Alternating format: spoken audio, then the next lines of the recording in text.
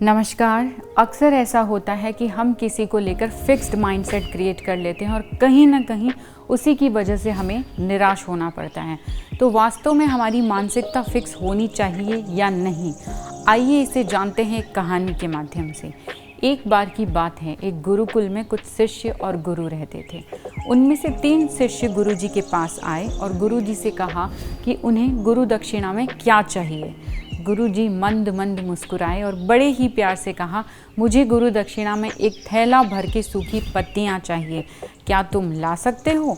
वे तीनों मन ही मन ये सोचकर बहुत खुश होने लगे कि जंगल में सूखी पत्तियां तो बहुत ही आसानी से मिल जाएगी। ऐसा सोचकर तीनों शिष्य जंगल की तरफ चल पड़े।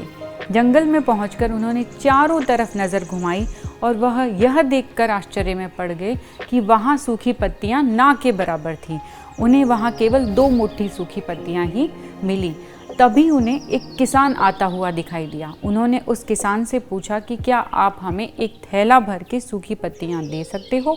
किसान ने कहा कि मैं तुम्हारी कोई मदद नहीं कर सकता, क्योंकि मैंने सूखी पत्तियों का ईंधन के रूप में पहले ही उपयोग कर लिया है।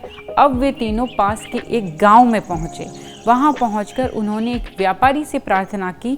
तब व्यापारी ने कहा कि मैंने तो सूखी पत्तियों के दोने बनाकर बेच दिए, मेरे पास अब सूखी पत्तियां नहीं हैं। वो तीनों निराश होकर गुरुकुल लौट आए। गुरुजी ने उन्हें देखकर पूछा, मेरी गुरु दक्षिणा कहाँ है?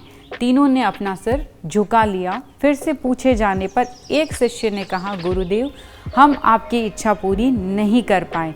हमने सोचा था कि सूखी पत्तियां तो जंगल में सभी जगह बिखरी रहती है, लेकिन बड़े ही आश्चर्य की बात है कि लोग सूखी पत्तियों का भी अलग अलग तरह से उपयोग लेते हैं, ये तो हमें मालूम ही नहीं था। गुरुजी मुस्कुराते हुए बोले, निराश क्यों होते हो? मेरी गुरु दक्षिणा तो यही है कि तुम्हें इस चीज़ का ज्ञान हो गया कि जिन सूखी पत्तियों की मानसिकता तुमने पहले ही बना ली थी कि वह तो बहुत आसानी से मिल जाएंगी, पर सूखी पत्तियां भी मूल्यवान है। सृष्टि की हर चीज़ का अपना एक मूल्य है। किसी भी वस्तु या व्यक्ति के प्रति पूर्व मानसिकता बनाकर उसे छोटा या महत्वहीन मानना गलत है। तो देखा आपने कैसे पूर्व मानसिकता हमें गलत साबित करती है। इसलिए पूर्ण मूल्यांकन करने के बाद ही किसी निष्कर्ष पर पहुँचे। पहले से किसी भी व्यक्ति या वस्तु के बारे में कोई भी सोच ना बनाएं। धन्यवाद।